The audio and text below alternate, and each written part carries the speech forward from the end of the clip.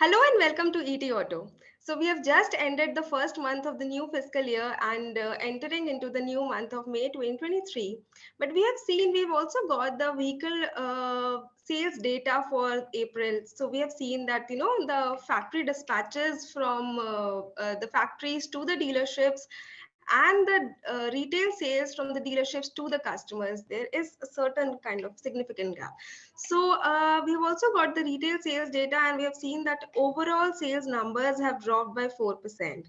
So to understand more on the consumer sentiment and what can we expect for the coming months, we have in discussion with us today Mr. Manish Raj Singhania. He is the president of FADA, Federation of Automobile Dealers Association.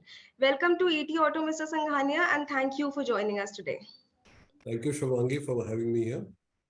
Yeah. So, Mr. Singhania, could you give us a gist of how was the consumer sentiment during April? And while we have seen the dispatches, in green for certain segments, but the retails have been in red.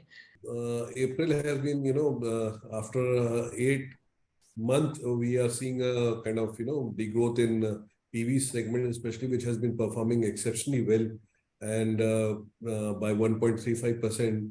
The two-wheeler segment, which is under stress, and it continues to degrow by close to around 7%. And overall, the industry kind of degrew by 4% close to. So I think what has majorly happened is, while industry transited from OBD1 norms to OBD2 norms from the 1st April, there has been price increase across segments, whether it is CV, PV, two-wheelers, everywhere. So there has been, it requires a certain, mind space in the customer mindset about the new price that has come in. So, and on top of that, if you look at it from few manufacturers, dispatches has also been a cause of concern.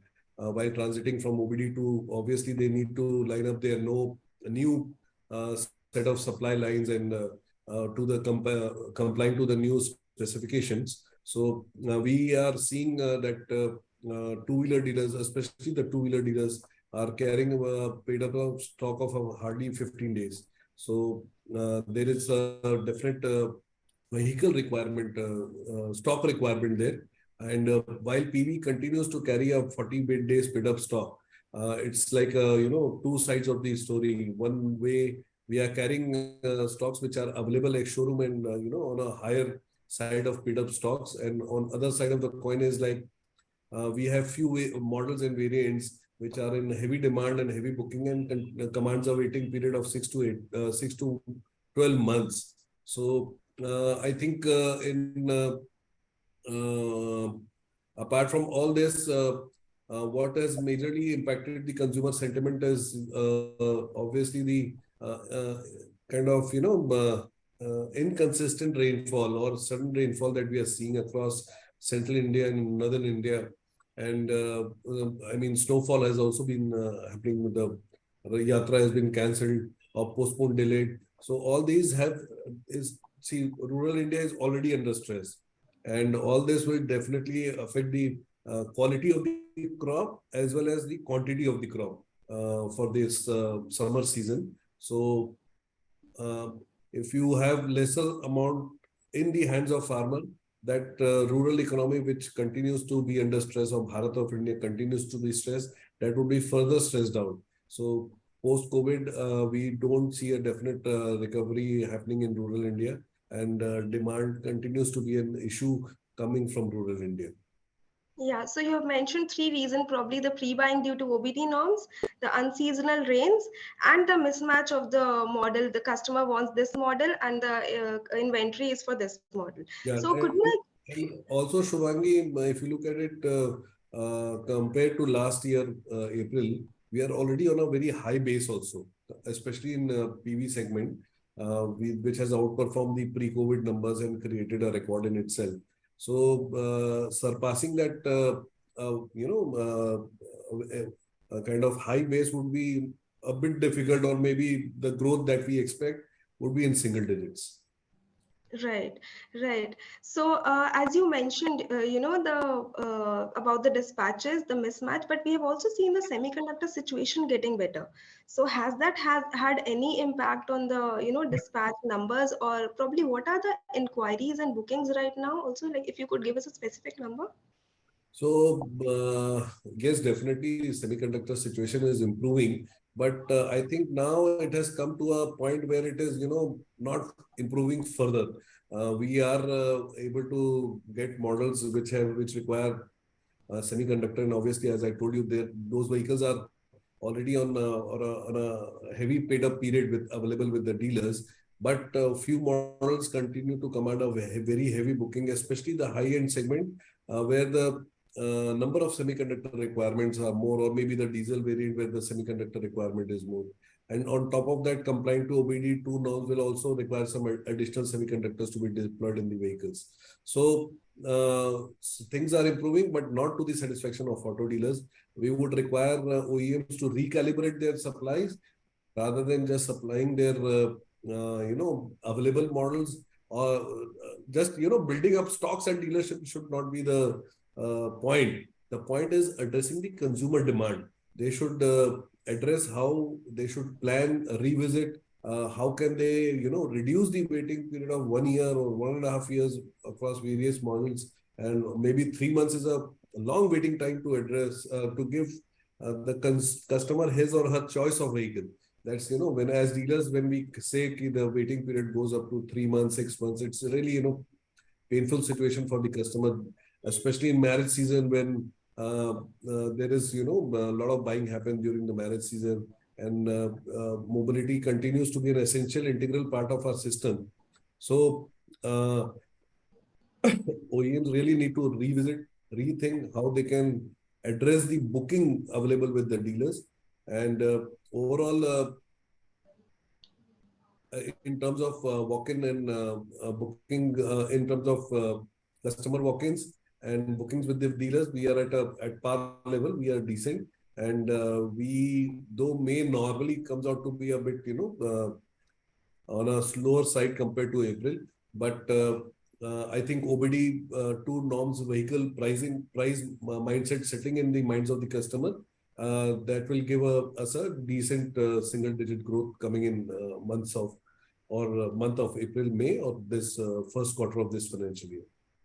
Right. Also, as we are discussing the OBD norms, we have seen the OEMs increase prices like one or two times. Probably some OEMs have increased it twice as well. So, do you think going further there would be?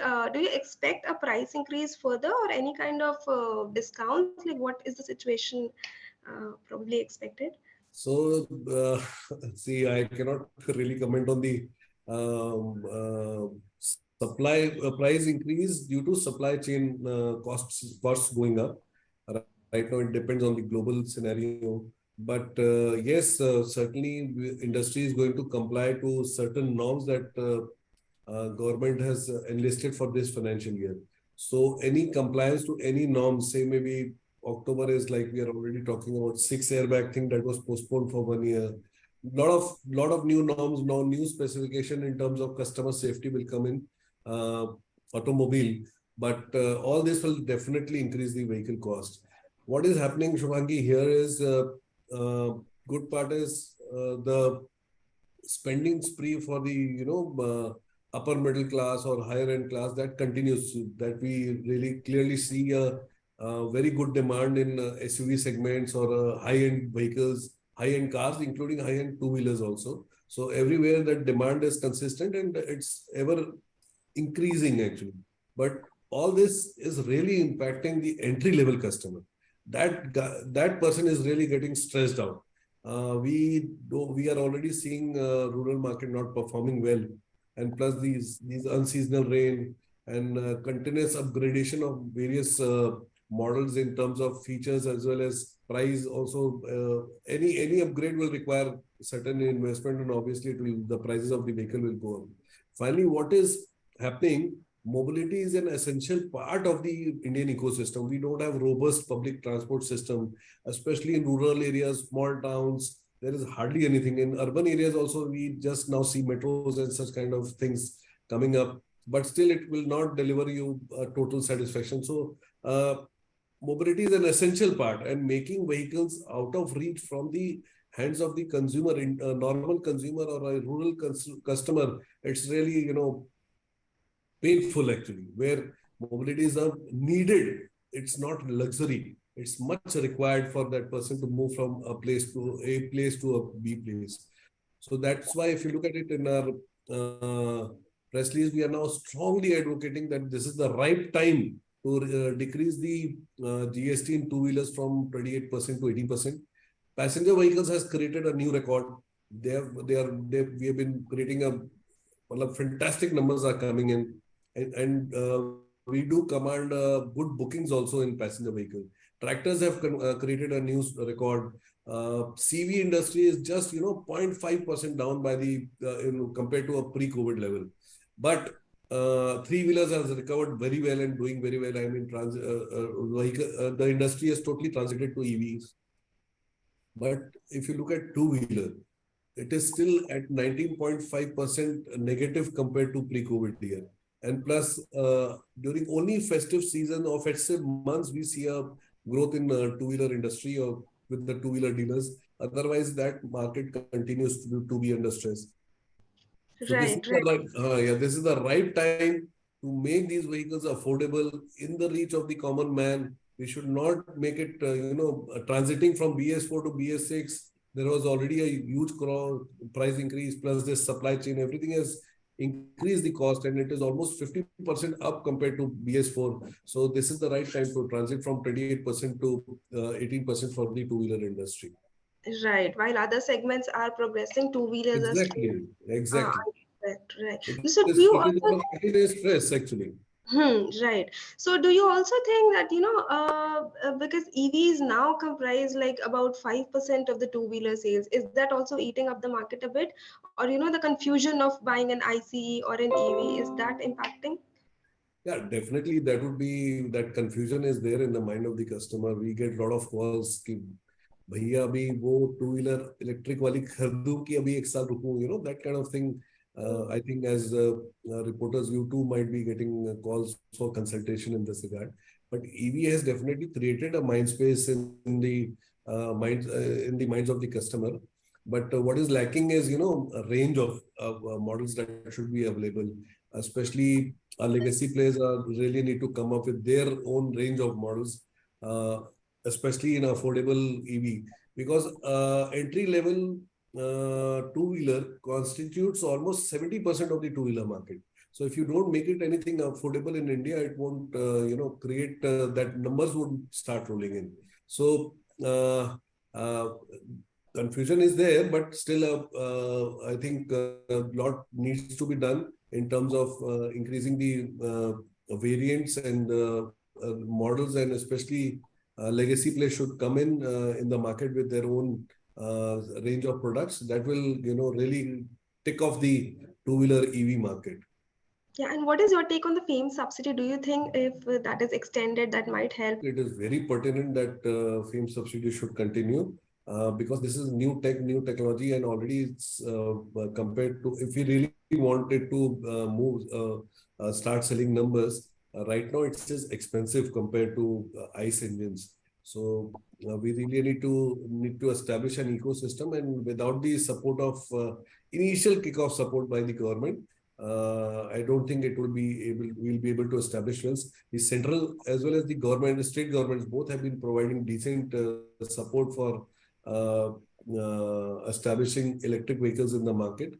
And I think we lost valuable 2 years during COVID times that government should really consider and give a definite extension for EV players here. Right. EV players, whether it is customer, OEMs, dealers, everywhere, we need to facilitate so that electric vehicles really get established in the market. Yeah. And what is the exact inventory level across the segments in the dealerships right now? So yes, passenger vehicle dealers have been, the inventories have been quite up actually. We are more than, say, close to 40 days. But what is happening is in two-wheelers, the dispatches, due to transition from OBD1 to OBD2, few OEMs did opt for dispatching OBD2 in the month of March. So it's a very typical situation in two-wheeler. The dealers of lead OEM are, having a paid up stock of 45-60 days. While, if you compare to other prominent players of the two-wheeler OEM, which they haven't really dispatched OBD2 vehicles in the month of March, and they only started dispatching in the month of April. So for them, the paid up stock is hardly at 15 days. So there is a huge disparity there. So I mean, the correction has to be taken by the lead OEM. The dealers continue to be at struggle due to high paid up stock for the lead OEM. Otherwise, overall, decent paid up. On an average, we see a 15 days paid up stock. In fact, in our survey, dealers were asking that we need vehicles. We are not having adequate paid up stock available in the two-wheeler segment. Right. You talked about the entry level segment, the entry level category in the two-wheeler segment, but we have also seen the entry level category in the PV is also doing the same. I mean, some OEMs have also discontinued. So how do you see that segment evolving? Do you see the demand could come up later on, or the focus is on the SUVs and that is going to grow? Entry-level two-wheeler market and entry-level passenger cars, the volume has been really going down month over month. And we have always commented very candidly that Bharat of India continues to be under stress. And I mean, if you look at the cost of acquisition in terms of, it's almost gone up by 50%. The inflation continues to, inflation for you or me maybe not be a cause of worry, but for the common man or for the rural India or the lower middle class, they definitely feel the pain over there. So that has really, created negative mind space, a negative effect on the mind space of the customer. Plus, we also see that all this has leading to that disposable income is getting lesser as inflation goes up or is not stabilizing to the needs or requirement of the common man. So disposable income also goes down on every front. So yes, that segment continues to be under stress, and I think to revive the rural economy, 2 beautiful season of monsoons would be necessary to completely take them out of the woods. So government has been supporting them by providing good MSP.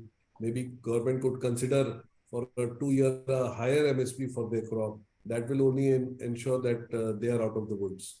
And do you also see any headwinds for the commercial vehicle segment probably? So commercial vehicle segment, as the economy is doing well, and in the current budget, government has committed a spend of almost 9 lakh, 10 lakh crore budget allocation is there, and we can really see that thing coming out and rolling out. A lot of infrastructure.